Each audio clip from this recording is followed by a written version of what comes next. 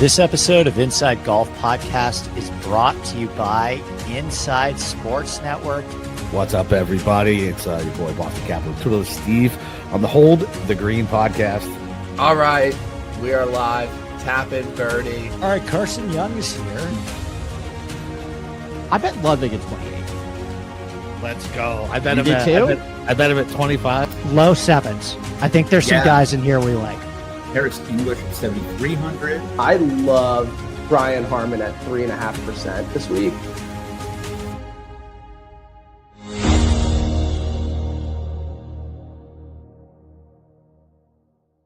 What's up, guys? It's producer Cam here.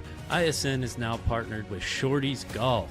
Shorties Golf is designed to provide kids with the perfect introduction to the game of golf by offering high-quality clubs and equipment specifically tailored to their need. They offer custom sizes for various age groups, ensuring that the kids have clubs that are tailored to their height and strength. They feature fun, vibrant colors and lightweight stand bags that are easily adjustable. Each set features real stainless steel clubs, high-quality materials, and sturdy construction, making them long-lasting while providing a real golf experience. So go check them out, golfshorties.com. Use ISN15 at checkout for $15 off your purchase. Good evening, everybody. Welcome to the Hold Green Podcast on the Inside Sports Network. This is Steve Schirmer. Boston Capper is not here. Some say he is seeing his daughter graduate high school today. Others are saying that he got suspended by Jay Monahan for his comments about Scottie Scheffler at the opening of the Sunday night show. And he has been banned temporarily. But filling in for Boston Capper tonight is producer extraordinaire. Some call him the outright king because of all his success, not just last week, but last year as well, hitting multiple outrights, fading the tip chart. Cameron Kerr, thank you for joining us. How are we doing tonight? Yeah, that's definitely on the topic of conversation for today, is that I am just in a mental pretzel with golf betting right now. And last year I felt like it was the easiest thing in the world. By this point I had already hit like 7 outrights or something like that, like 8 outrights. And now I can't, like, it's just, I mean, it's all luck, but I just feel like I'm in a mental pretzel right now, and I need you to talk me out of this. I need to figure this out immediately. It seems like Capper, when he's on the show, he's always in a mental pretzel, and I have to help everybody out. So this Tuesday show has turned into like, you guys come to the psychiatrist's office and you sit on the couch, and I start probing about your childhood and past relationships. And then we untangle that web of trauma to end up getting to who you want to bet this week. I mean, look, it's a challenging week. We'll get to that. There's a lot of people scared of one big bad man at the top of the odds board. But before we get to there, we started off last Sunday's show talking about the PGA Championship, and you weren't there to chime in. But, I think the takeaway for me, and I didn't mean for the vibe to kind of come off this way, but it just seems like, reading other articles and getting just a general sense of everything, this major kind of fell flat. And I wanted to maybe pick your brain on that too. Do you agree with that? And what do you think the cause was? Is it just because, we just came off the Masters that was excellent? Was it because Scottie Scheffler kind of just ended things? It got interesting on Sunday, but it kind of was a foregone conclusion on Sunday. Was it the golf course? Was it the coverage? I don't know. Like, what do you take away from that? And then how do you think maybe that can change going forward? Yeah, I mean, -11 isn't that, like, I feel like we had last year was what, -21. Like, I don't know if it was the golf course. Like, I understand people like are saying, oh, it's just kind of bland and like it's quite hollow, but I mean, it didn't seem like it played all that easy, right? No, I think what helped it was how firm the greens got and how well conditioned the maintenance staff got it from Monday to Thursday. The Thursday mud balls kind of helped too. I know people want to rip on the players, but that also added a little bit of just luck at that point, or misfortune, that I would say. That's probably why we got a little bit of a weird start to the tournament, because, good drives were punished sometimes. But to that point, it's the player's responsibility to, know how to adjust for a mud ball. But as far as the golf course goes, I've been thinking about this for the past couple of days. Look, there's a lot of conversations about how Quail Hollow can be set up better, how the PGA can set up better venues, whether Quail Hollow is actually a good golf course or not. I'm kind of just, I've been doing this for 7 years, and I'm just kind of done trying to grade golf courses. And my job for everybody is just to look at the setup and look at how it is and just try and break down how it plays. Was it the most exciting golf course on the rotation? No, absolutely not. I've made comments about how I wish they would go back to some other venues. I made a pitch in the newsletter this week. I wish they would go to Chambers Bay. I think we could bring that back. At least it's something new. It has very challenging reside surrounds. It can play firm and fast, but I think, for Quail Hollow, it has a good closing stretch, 14 to 18. You got the drivable par 4, which has its design flaws, but is what it is. You got a par 5 there, and then 16, 17, 18. We saw guys just eject, and that's what we're kind of looking for, right? Like end of tournament drama where guys can just really blow up. And I mean, it was fine in my opinion. Yeah, I'm an optimistic guy, and none of what I saw this weekend was like I thought was like super duper boring. I mean, even on Sunday we were tied at one point going to the back nine. So, I didn't think it was that bad, and it is what it is. I mean, this just kind of really just points out how my season is going right now. But literally, like, I like Scottie. Like, I will root for Scottie if I don't have someone else in contention. And my wife is in a mental pretzel because I was rooting for Scottie, and she's like, "Why are you rooting for Scottie?"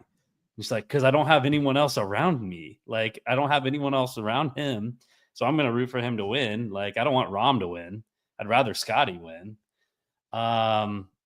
But this is just how my season is going. I had under 171.5, and then Scottie gets to 18 and bogeys, and that was literally the only thing I had to sweat. And I'm on my way to, my wife and I went on a date night on Sunday night, which is why I wasn't at the show, and didn't get home until late. And I'm just checking in the car, and I see he bogeys, and I'm just like, I don't know. I don't even know what to do anymore. And then I told her, I was like, look, he's probably going to withdraw. Like, he just won the PGA, and then he's not. And Devin, I did have Scottie. I bet a couple guys kind of in the 20s, and I ended up betting them. And I was hovering over Scottie like all week. And because I don't know why I didn't pull the trigger. I just didn't do it. And that's how my season's going. Like, I was literally right there betting JT all freaking season, and then jumping off right after the Masters when he wins RBC. This is a frustrating sport, man. It is. It's hard. I'm very down, Steve. Very down. Oh, come on. I thought you just said you were positive, and I am. You're down. I am. Okay. I'm positive about, as long as I have golf in my eyeballs, I'm happy. Like, I don't care. Like, just give me some golf. Like, I've been pretty positive. I feel like I haven't been, doing the Boston capper boohooing every single, hey, this guy sucks every time my guy loses. Like, I've been pretty positive. And I mean, I had a heck of a time at the Byron Nelson this year, getting to watch some new guys and some young guys, and heading back. I'm heading to Colonial tomorrow morning, early. Okay. I'm bringing my wife and my 2 toddlers. And I've talked about this before, but if you have kids, this is a hack. This is a cheat code. Going to the practice round with your kids. Like, the golfers don't care. they're just like, your kids can yell and scream in a backswing. They're not going to be like, hey, get him out of here sort of deal. People like all these golfers will just throw golf balls to your kids. Like my kid like walked out. He was carrying 4 like tour quality Pro V1s when we walked out. And I was like, this is awesome. Got to meet Jordan Spieth last year. I'm really excited to go back tomorrow. That's cool. Do you have anybody particularly in mind that you want to follow tomorrow? Yeah, I'm gonna get some shots of Ryan Gerard for sure for Devin. Wow, right off the bat, going in hot. Ryan Gerard, first name that you want to follow this week. I'm definitely gonna go ask Carson how he's feeling. Okay. Because I mean, theoretically, this should be a really, really good course for him. And he's told us before, he loves Harbor Town. I mean, this should be a great course for him. I remember following him last year and he didn't feel right. And I don't know. I think he ended up missing the cut by 1 last year. I'll have to check, but I think that he's coming off a T5 in,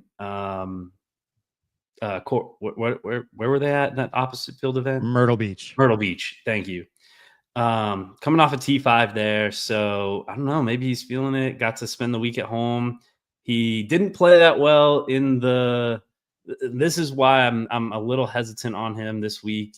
He played in the US Open qualifier at a course where he holds the course record and didn't play that well.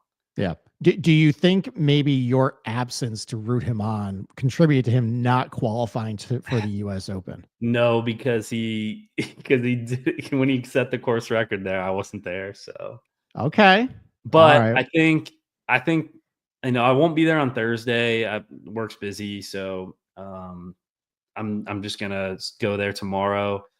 But I'm gonna ask him how he's feeling, let him know I'm rooting for him, and then I'm not again. I don't believe in that stuff. I don't believe in mushes or anything or jinxes or anything like that. So, okay, I don't think me being there is the reason he plays well, but I think it gives him confidence knowing that people are rooting for him when he might not get that all the time.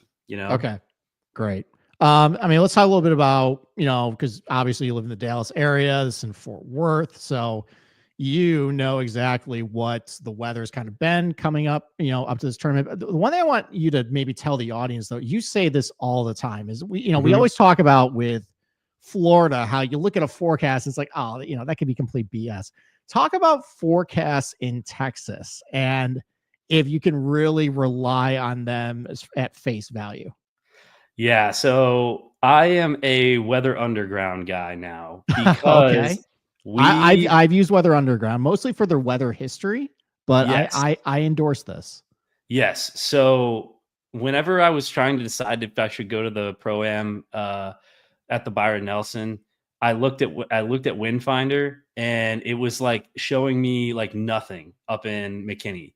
And then meanwhile, like I'm looking at my like Facebook and I'm getting alerts from like my local weather people saying like tornado warning, like don't leave.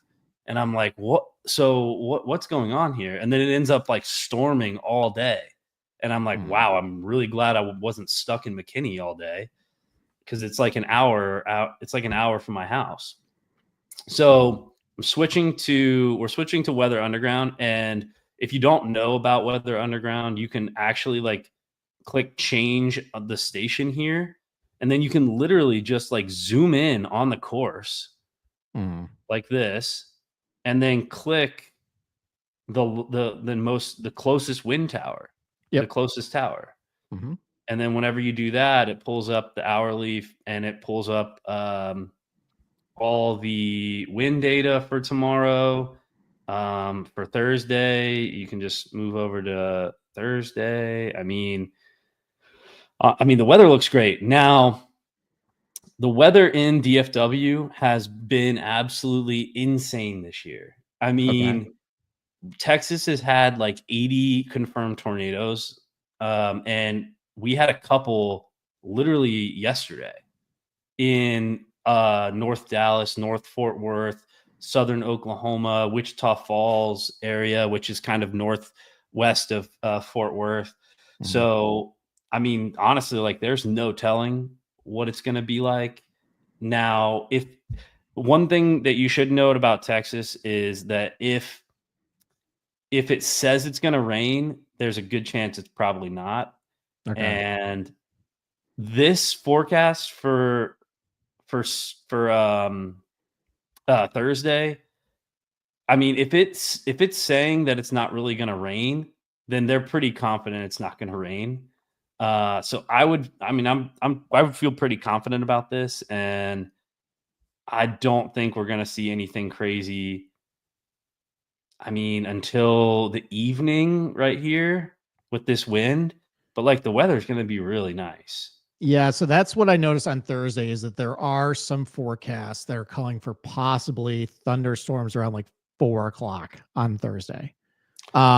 Like so some people are looking at like the wave splits right now, and they're seeing on Thursday afternoon like big winds come up with questionable rain. That's what they're forecasting for, possibly like wind with thunderstorms or like an approaching system at that point.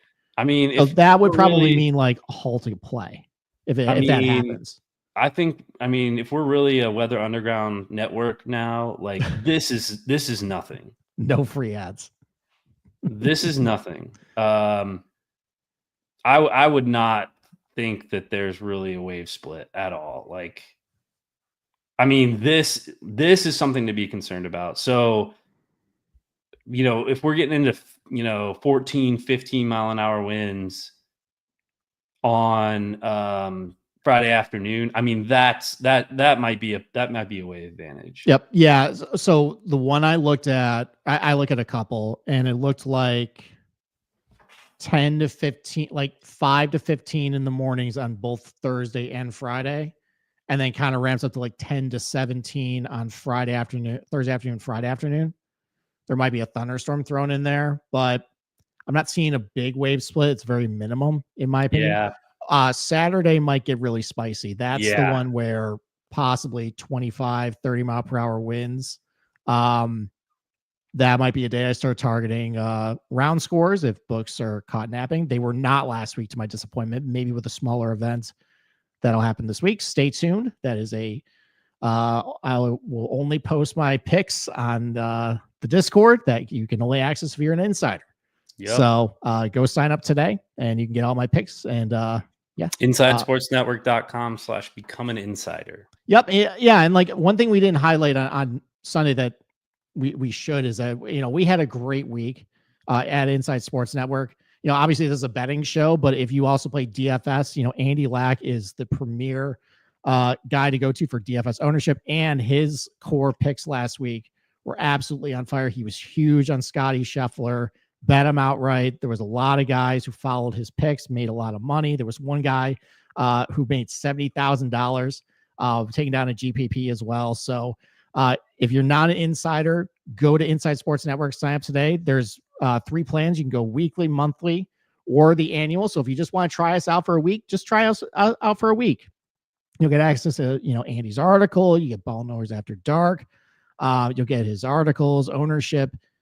It's definitely the place to be. So if you haven't signed up already, I know you enjoy like our content. We're free, but there's a lot more to our network besides just us. So go sign up today. Okay. This is Sunday. What's that? This is Sunday. Okay. And if it's predicting, like 0.01, that means that it's 0. Yeah. Like I don't really look at the percentages. I look at like the amount of rain. And if it's like this, then that means that it's like sprinkling or it's not even going to rain at all. So I think the weather's going to be fine. I think you maybe target, PM, AM guys. Okay. Yeah. All right. Yeah. I mean, we'll have more to say about that, once we get a more clear idea with the forecast. But yeah, I mean, that's what I think people are initially targeting this week is PM, AM if you're doing DFS. Unfortunately, with my betting card, most of the guys are AM, PM. So I'm hoping you're dead wrong. And Texas weather just is unpredictable this week and comes in my favor. So do you have the tip chart handy? Yeah, I already saw it. That's fine because you are the game master. So Okay. I am terrible at this game. I don't know what's worse, me at this game or me in one and done. I think it's a very tight race. I'm much better than one and done player. All right, so I think I can get. How many are on the list this week? 8 are on the list this week. 8 are on the list. So if you are unfamiliar with this game, there's the golf tip checker, who's actually an insider, by the way. He's in our Discord, and he puts out every single week. He compiles all the picks from Twitter, and he creates a nice little pie chart showing the most popular tip golfers of the week. And it is my job to guess who they are because I'm not on Twitter, and I avoid the Discord around this time so I don't see it. So. Yeah, that's a real disadvantage if you're not like on Twitter, like seeing people's cards and stuff like that. Like, I've said this before. I don't want to be influenced by anything. Yeah. I just want to look at my data. I want to look at my sheets, and I don't care if something's chalk, it's chalk. It is what it is. It's probably chalk for a reason. So, all right. So I will go with, so 8 guys on the list. Let's start with guy who played extremely well last week at the PGA. How about Mr. Harris English? Yep. Number one. Okay. I didn't land on him this week. His Colonial history is pretty good. Obviously, coming off the second place finish. I get it. All right. Here's a guy I did land on. I'm hoping he's not on the list, but also played well at the PGA. How about JT Poston? JT is on the list. He's number 6. Okay. All right. So not all that chalk.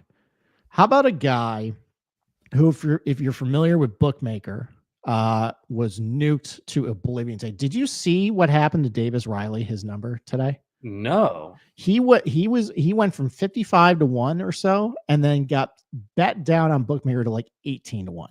What? I don't know if that's an error, but that's crazy. But I will say Davis Riley is on the tip chart this week. I mean, you made a good point on your preview that he wasn't.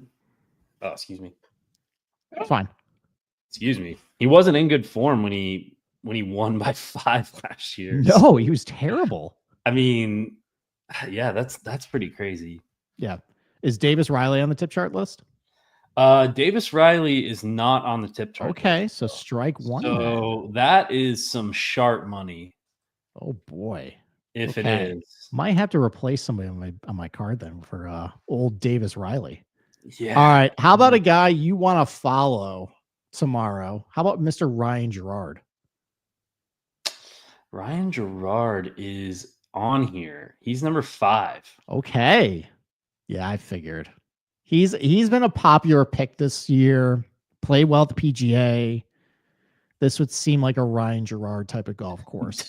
I'm looking at JT Poston's chart. He hit the piss out of the ball. He did. He really did. We'll talk about him in a little bit. Okay. All right. How about somebody maybe towards top of the board if you're not doing the Scottie Scheffler, or maybe if you're betting without Scottie Scheffler? I'm assuming most of these tips are without Scottie Scheffler. We'll get to that in a little bit. But how about Daniel Berger?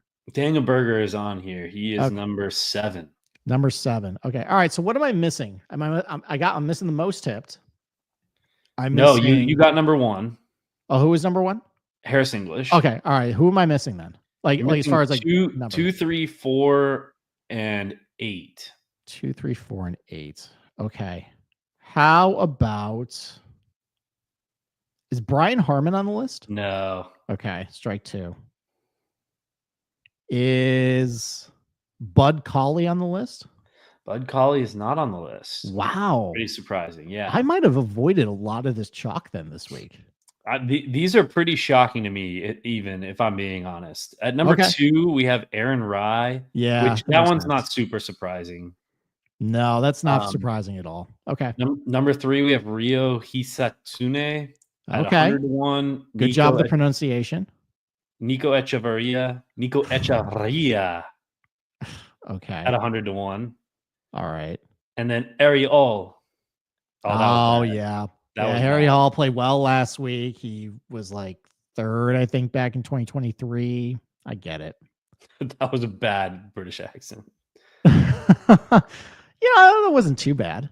So, I mean, So I'm guessing Dave has to be the president of our Discord. Dave's got to be very probably. I don't know how he feels about the tip chart. Maybe he's disappointed that Harry Hall's on the tip chart list there. One of my buddies that I go to the Byron Nelson with went to SMU, and I didn't know that he was an SMU guy. Yep. Yeah, he's basically poor man's Bryson. Yeah. He's got the scallywag cap and everything. Definitely not as built as Bryson is. So, all right.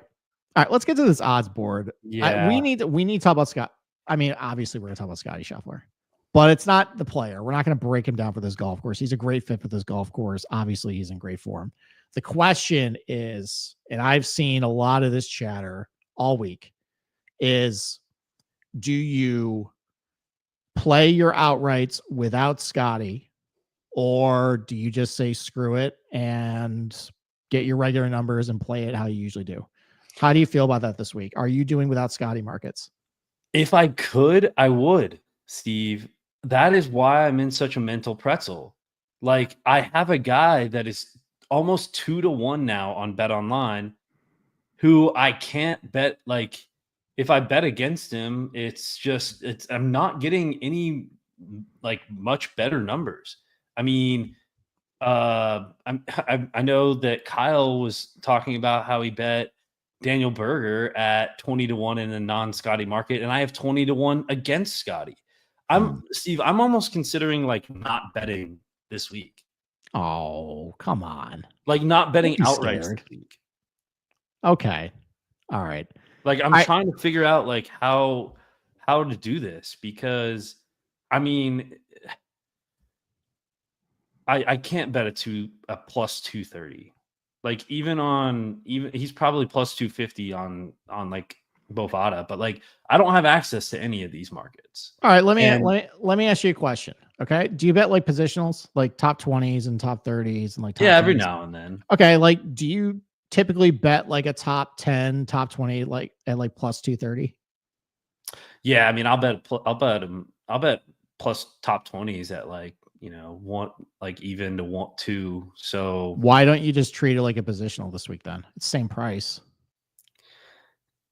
If you're that scared of Scottie and you want some Scottie exposure, why don't you just say like, okay, like instead of betting like JT Poston top 20 plus 220, what if I just this is why I think so. Say like I laid the minus 140 for a top 5 for Scottie and just called it a day, just put my entire bankroll on that, then I feel like an even bigger idiot whenever he doesn't finish in the top 5 this week. Right, like a T8 or T9. And then I'm just further in a mental like pretzel at that point. So I'm afraid of that. So maybe I don't know. Okay. Here's my take.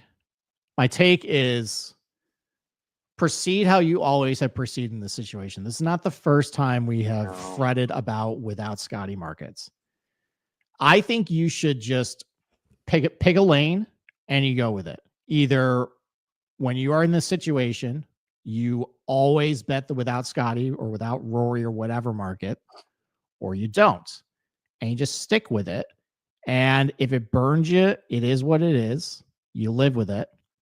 And for me personally, I just don't play without like any player markets. It's just something I've never done. I prefer to get, even if the numbers are a little better, I can still fit more guys into my card. And also, as far as what I'm looking to win for an outright, like that's not the only things I'm betting on the week. Outrights are great, but I'm only looking to win like a little less than 9 units on an outright win. Otherwise, it's mostly positionals. I'm trying to grind out. I found a bet Bovada has a without Scottie market. Well, there you go. You can do that now. So my point, if you're somebody like me who you bet things other than outrights, and you have other outs, whether it be for me round scores, positionals, where your goal for the week is not necessarily hit the outright. Like that's great if you do, but you're just trying to churn a profit on your card every single week. Don't do the without Scottie markets. Like, don't do it. And by the way, like, yes, it's like plus 250 implied odds. There's still a 72% chance he doesn't win, if you put it that way. Good point. So I'll take my chances this week. If it burns me, it burns me. It's not the first time this has happened. It happened a lot of times last year. I am used to the pain and trauma of that Sunday night of not having it. But you know what? I give myself other options every single week to try and make a couple units here or there. So yeah, I'd rather get better prices, more guys on my outright card to get my, the right ROI for me, instead of just say, you know what, I'm scared of one player, get lower odds and have it dead heated potentially. So that's just for me. That's me personally, but it's a personal preference. If you want to play without Scottie, I don't think there's a right answer. I think it depends on your comfort level. It's like hedging. It's a personal decision. I didn't even think about it being dead heated. Mm-hmm. Yeah, it's basically like, if that actually hits and Scottie wins, and you got 4 guys at T2. Yeah, you get paid out, like, let's say you do like 20 to 1, it's like 5 to 1 at that point. Okay, yeah. You're right. Yeah, it's a personal decision. It's I honestly, if you're that scared of it, I think you just bet Scottie. No, I'm not that. No. Okay, then do the bet without Scottie, Mark, if you want a little bit of insurance. If he's in contention on Sunday and I got a guy, I'm just gonna drive to Colonial on Sunday and then yell in his backswing on 18 and then get kicked out. But hopefully he like shanks one off into oblivion, and I'll just take one for the team. See, I don't think that's not possible. Scottie's not human. He blocks out everything on the golf course. True. So, yeah, you'd have better luck with your kid though, yelling in the back of his golf swing, because they're not going to kick him out. They would just, politely scold him. But they'd probably say, "Oh, he's cute." That's the strategy. Get your kid to do it to help daddy win bets. He understands now. He would be like, "Oh, okay, like not a big deal." There you go. I know how it is. Okay. All right. So you're trying to plot so you're not going to bet Scottie outright. You may do like the minus 140 top 5 for him. Potentially. No. So just no Scottie. You're going to pretend he's not there and just go. I mean, minus 140 actually feels like not a bad price. I mean, is that no dead heat? Yeah, no, bet online is no dead heat. Okay. Yeah. So, well, actually, no, bet online is, no, it is dead heat. It is dead heat. You're right. It is. I think Bovada is dead not. heat, though. Yes. Yeah. What is the price on Bovada? Let's see. It's probably higher. It's probably, I would guess, probably close to minus 200. Yeah, minus 175. Okay. Never mind. Not doing that. Okay. All right. We're just gonna ignore him.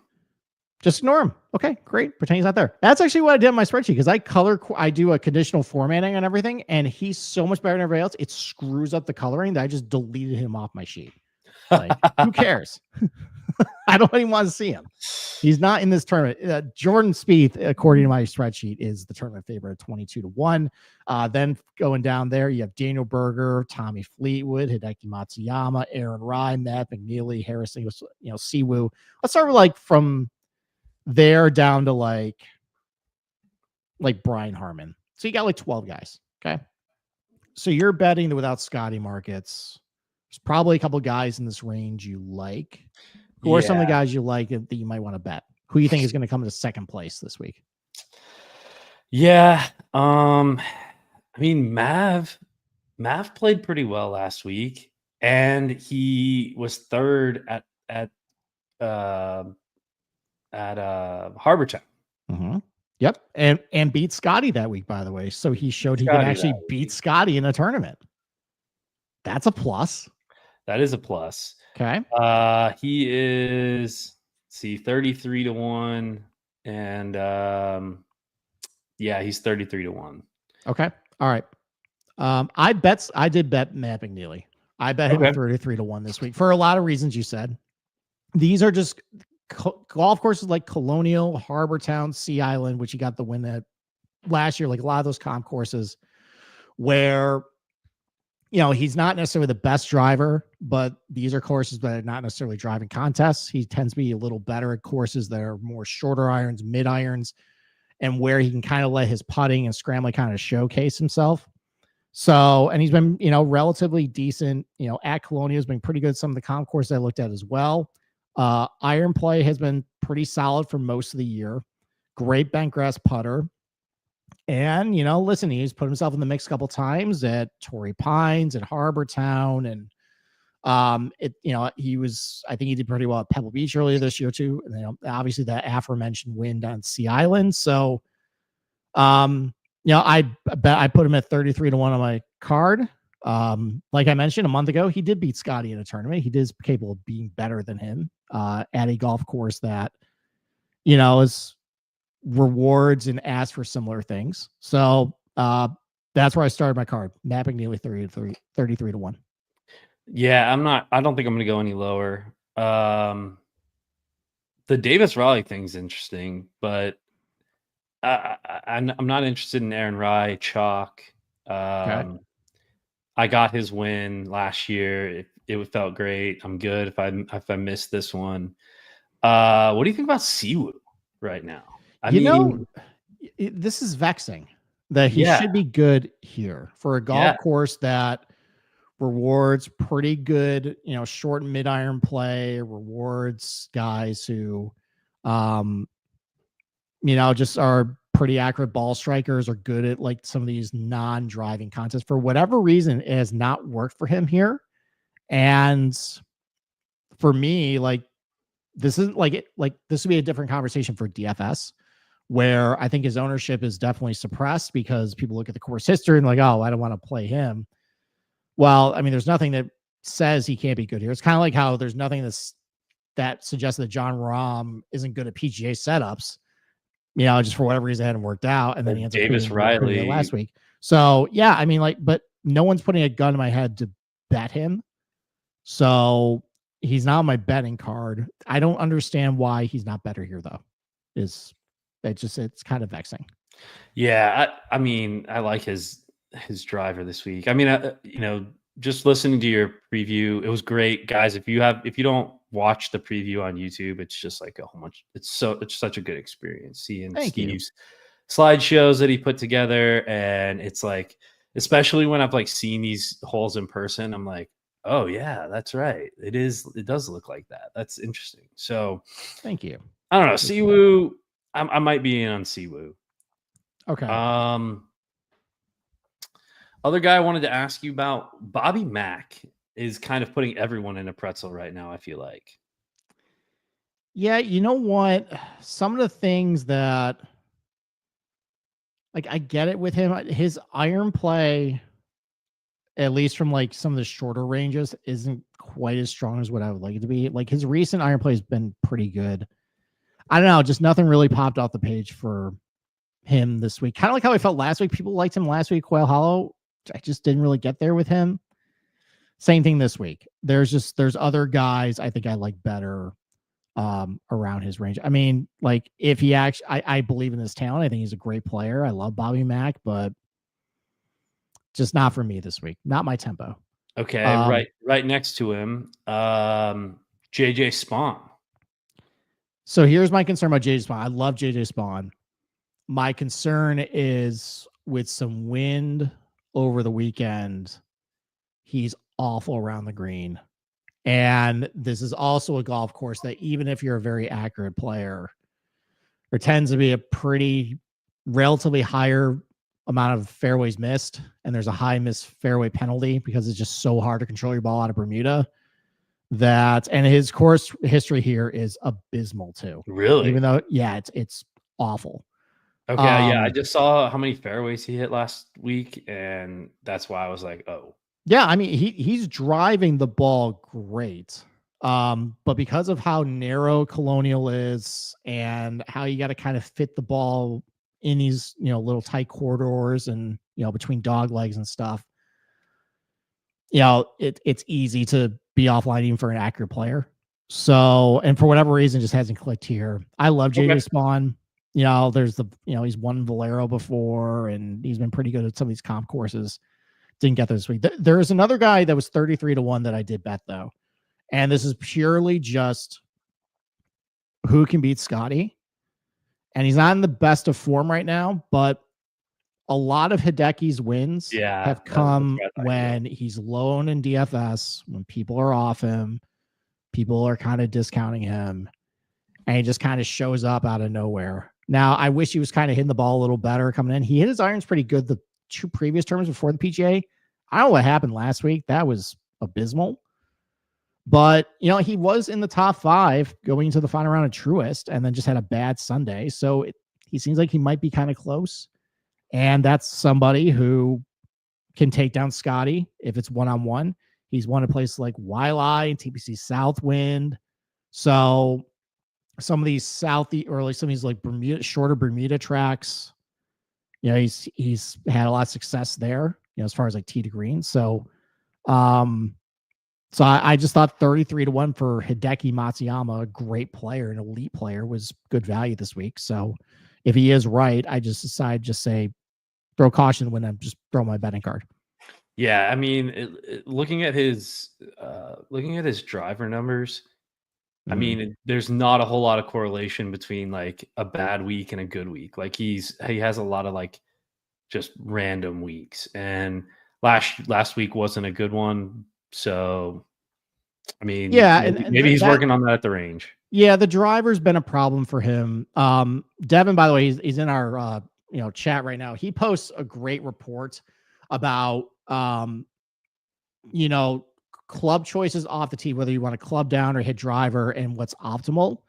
And he does a great job breaking it down. It's only on our Discord. Devin, keep doing it. It's great stuff. It's really helpful, but it's kind of a mixed bag this week. There's like, I think he said 5 holes that were definitely go driver. There were 4 holes that were less than driver. And then there's like another 4 holes. It's kind of like choose your own adventure, like mixed bag.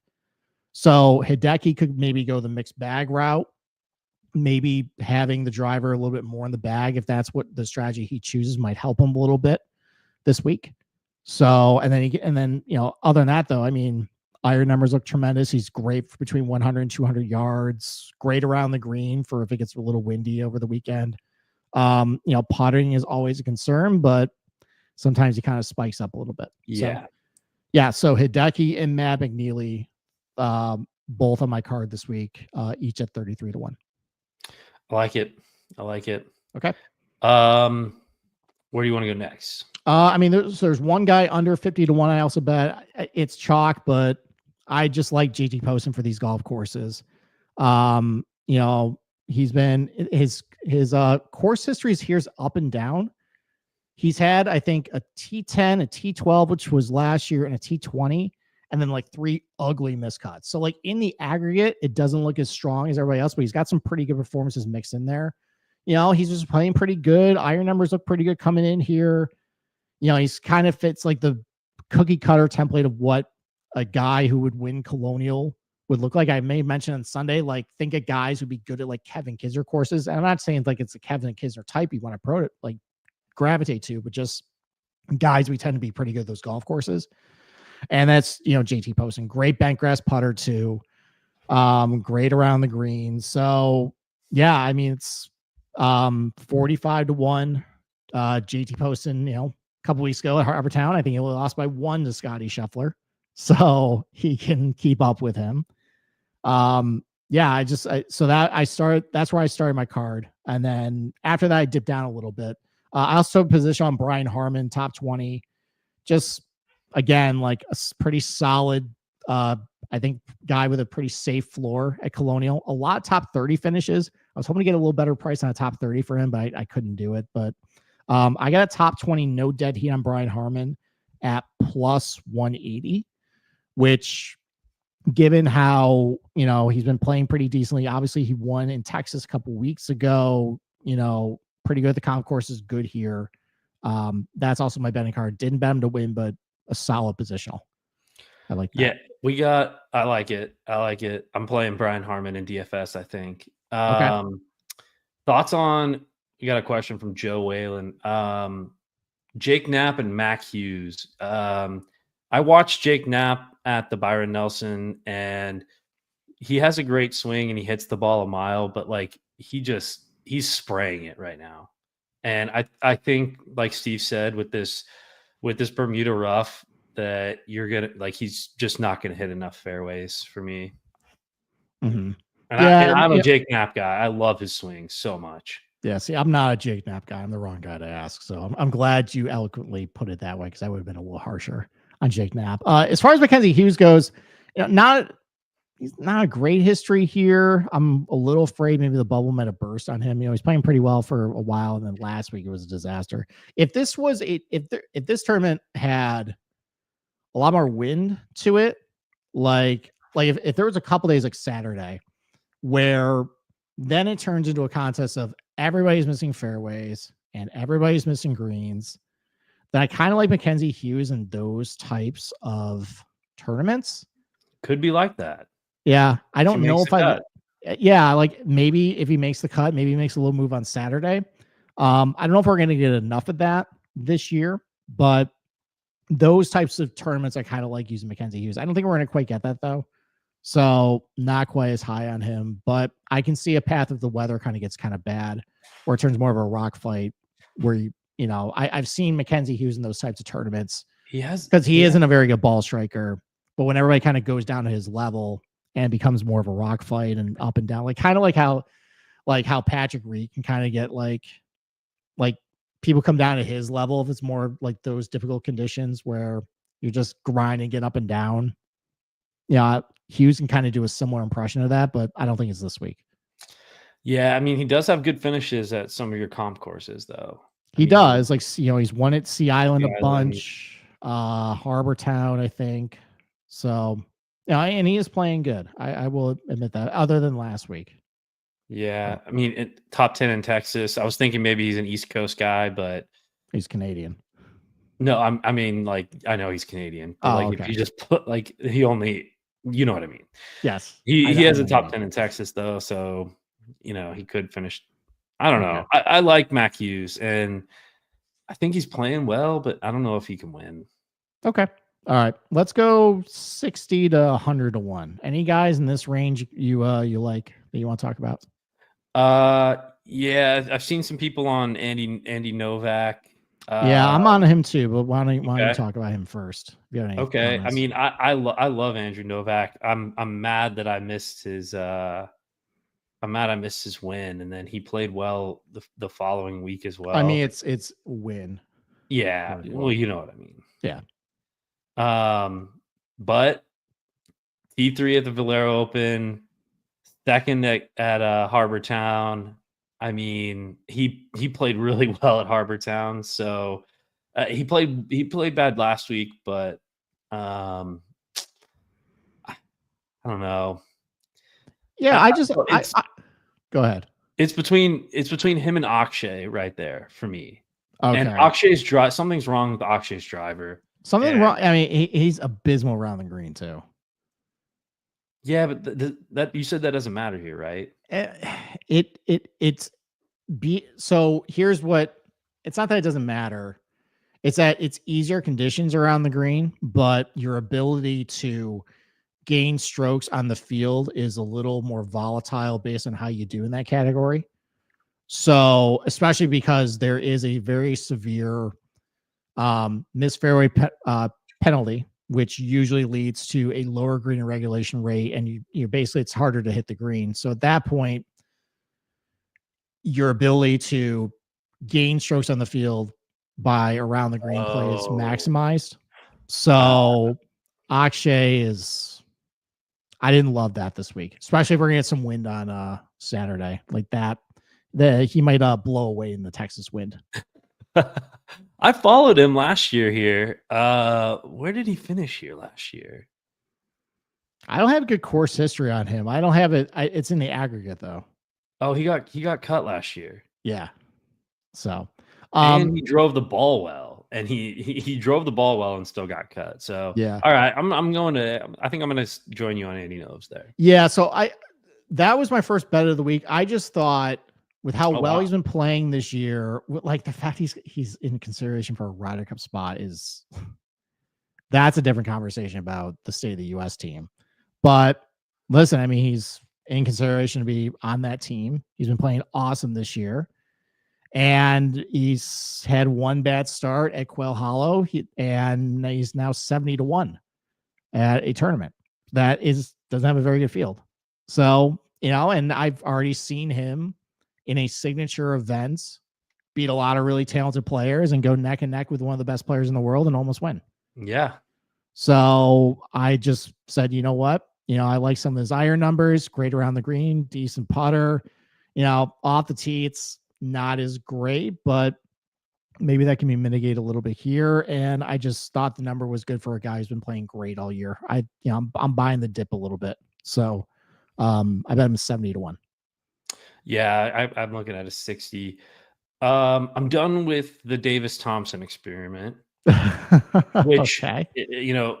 everyone I've already talked about how my season's been going, and I bet Davis Thompson quite a bit, played him in DFS. And so I'm hopping off. So now would be a great time to bet Davis Thompson. If you're everyone else, I promise I will not bet him. Okay. Yeah. I mean, so the numbers on him pretty good. I mean, he's got a decent finish last year here. I didn't bet him outright. I can't bet everybody. So maybe it's because I was expecting Capper to be on the show and he hates Davis Thompson, and I was expecting a little bit of a tongue lashing from him. So that was me shying away from having him on my betting card. But you're here, so you know what? Maybe I should include him because you wouldn't yell at me for him.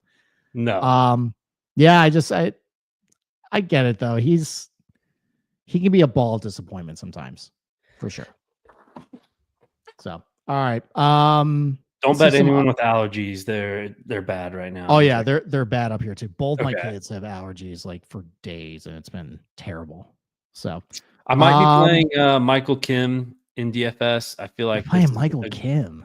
I think this is dude, he was a DFS darling this spring. He might be toast though. I mean, why do we know why he withdrew? Probably because he didn't want to play in 30-mile-per-hour winds, and he was DFL at that point. He's like, screw it. So Justin Rose did it. Why don't I go do it? Yeah, 5.5% at 8,300. Yeah. I don't know. I like Torbjorn Olsen this week. Okay, yeah, I put him on the thumbnail for. Thank you, I appreciate it. For not this one, for I think for tomorrow's show. Right, ball knows. But like I thought about it on Sunday. I thought about him on Sunday, and I'm like, yeah, I'm gonna play him, and then I forgot why. So please remind me. Okay. Yeah, I just like how his ball striking numbers look lately.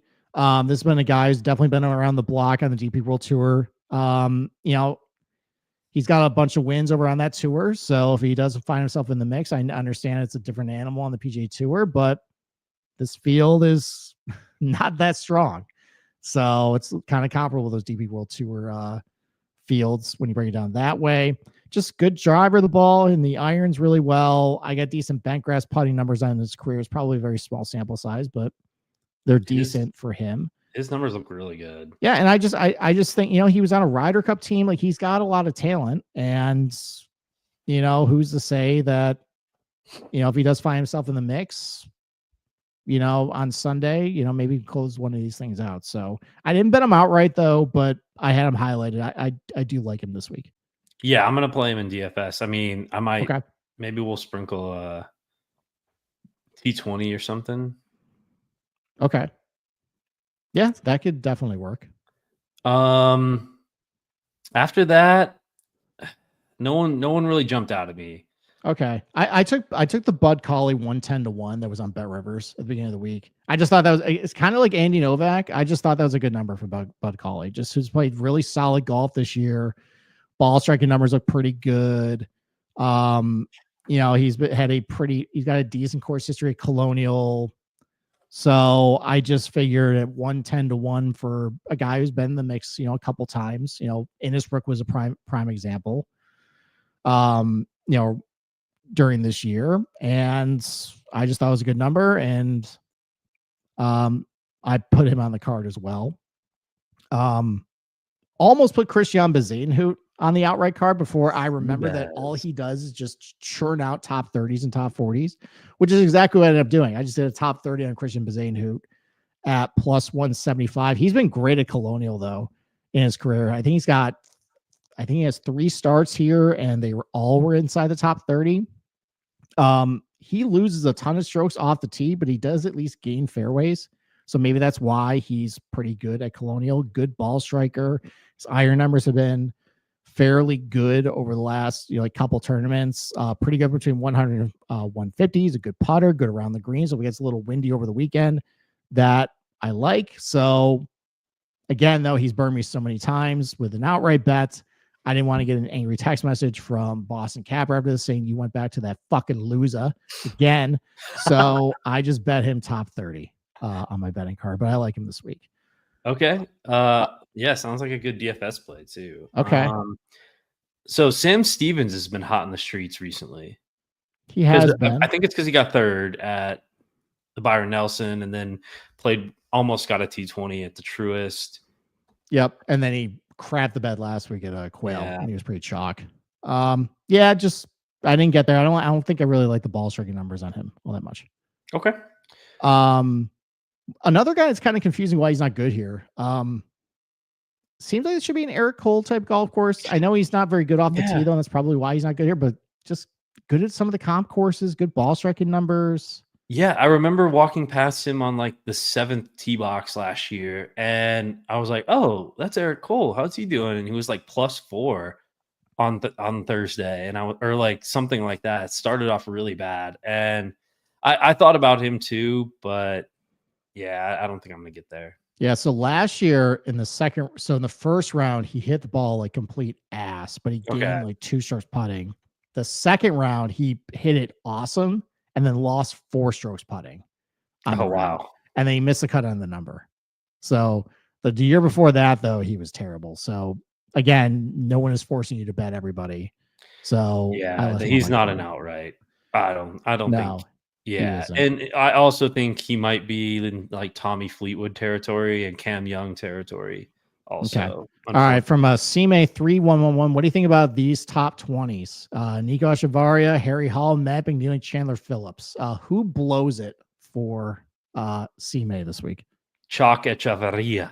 Yeah, I agree. I didn't really I know that he was on the telecast last week, and maybe that's why he's got a little bit of steam. I didn't love some of the stuff I saw him, like his iron numbers are pretty good, like at least coming in.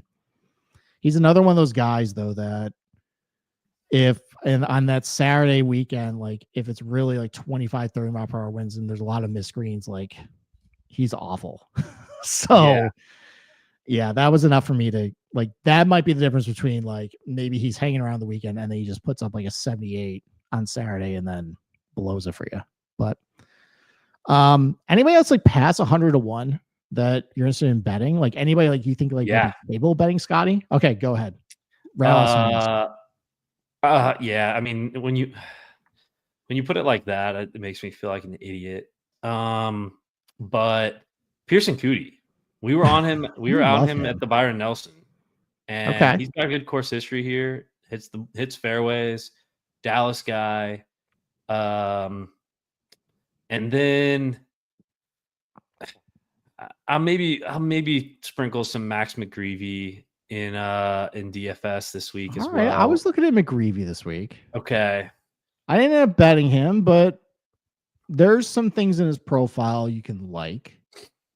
He's not playing all that great. He's definitely cooled off since like March, but there's some things you can hang your hat on with McGreevy, like with some of the ball striking numbers.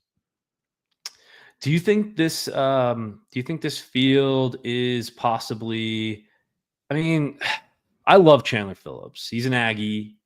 He's probably one of the best Aggies we've ever had. To go into the tour, although Cam Champ still won more than him, but he might be a alt field or alternate field event. I mean, I just don't know if he's ever going to have I don't think he can beat Scottie. So, okay. I mean, you can bet positional though, like top 40 or anything. That might work. Top 20 might be a good bet for Chandler Phillips. So two guys. That's what C-May was asking. Yeah.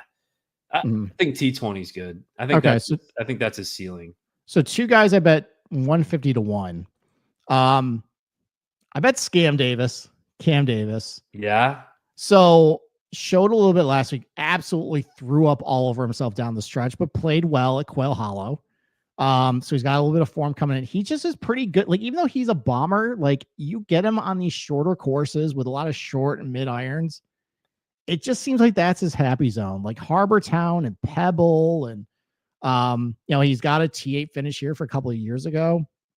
I just believe in his ceiling. He's a complete knucklehead, which is why I'm not going to do anything else besides an outright, but that's somebody who I think it can get it rolling, can definitely beat Scottie.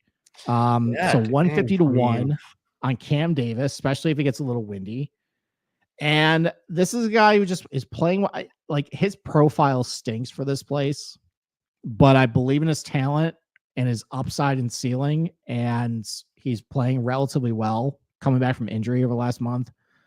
Michael Torbjornsson, 150 to 1 as well.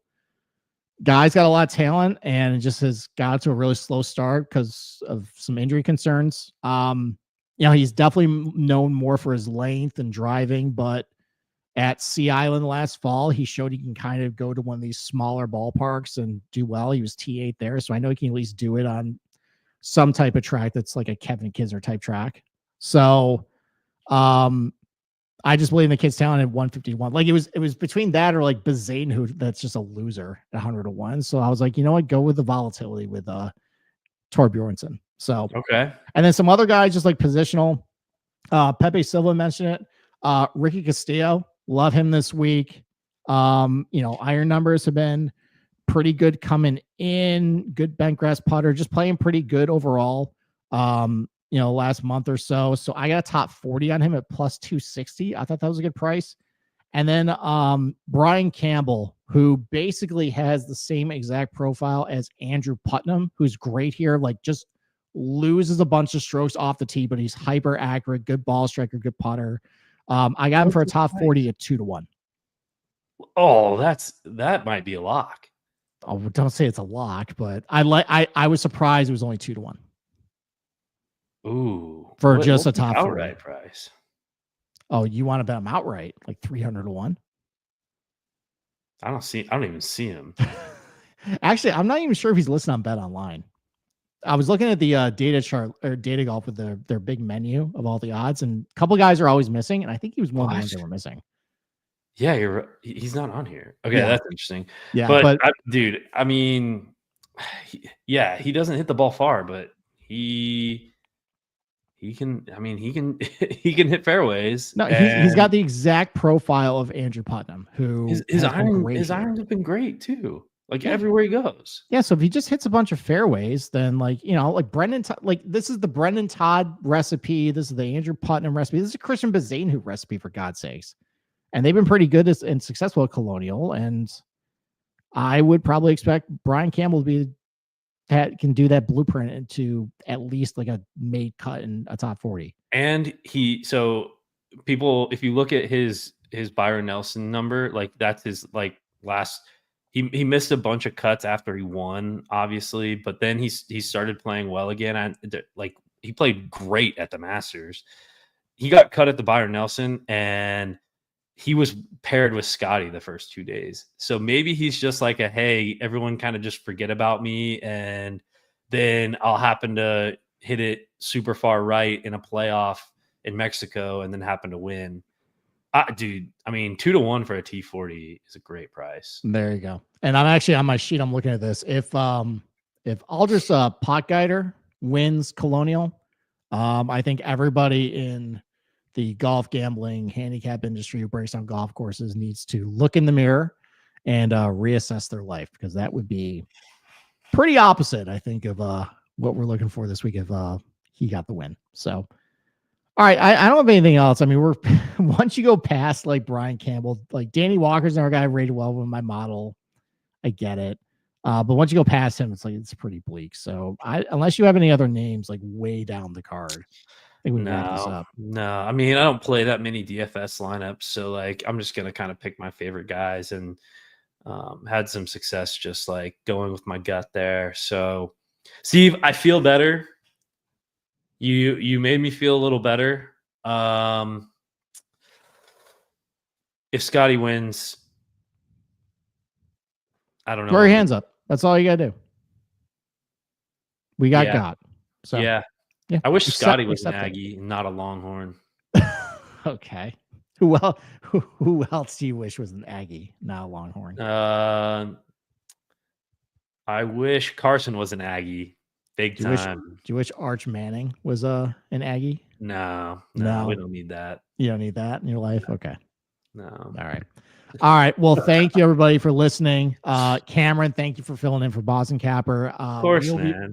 Boston Capper and I will be back on Sunday to break down the Memorial. We're actually in a really good I think the stretch between the PGA and US Open, it's 3 really solid events in my opinion. So it's a good stretch of golf. Again, if you're not an insider, go sign up today on Inside Sports Network. We got a lot of great month payment plans for you available. And once you do, your access to Andy's content, Ball Knowers After Dark, his ownership, and the Discord as well, where there's a lot of sharp guys in that Discord chopping it up. So, I will be posting pictures, videos, hopefully get some like approach shots, see how the greens are bouncing tomorrow, see how the fairways are looking. I'm intrigued to see how much better it looks. And I'm going to use hole 4 as the kind of my litmus test, because that one was very brown. It was dead. It was a par that 3. whole hole was dead last year. Yeah, it's a par 3, so it didn't matter what it really looked like. The green was fine, but yeah. Is there anyone you want me to record a shot of? Steve? No, I've never been one to take anything about how a guy looked in a practice round. Yeah, I mean, it doesn't matter to me. What I care about is how the course looks, how the rough is cut, green speeds. That's what I care about. I could honestly care less if Sam Burns stuffs an 8-iron. Yeah, and it's like, okay, great, that was one shot. I agree. I mean, if it's like if I see someone on the range and they're like working on their swing, because I know how I get whenever I'm like working on my swing, they're like in their head, maybe that might be something. But yeah, I agree. Like if you're watching one hole and you see a bad hole and you're like, oh yeah, this guy's not gonna off one hole, it just doesn't make much sense. Exactly. But I'm interested to see the course, and yeah. All right, we'll rely on your report. So again, thank you. Yeah, that'll be in the Discord. There you go. Thank you for joining us. Have a great week betting Colonial. We'll be back next weekend, breaking up Memorial. And with that, good luck with all your bets.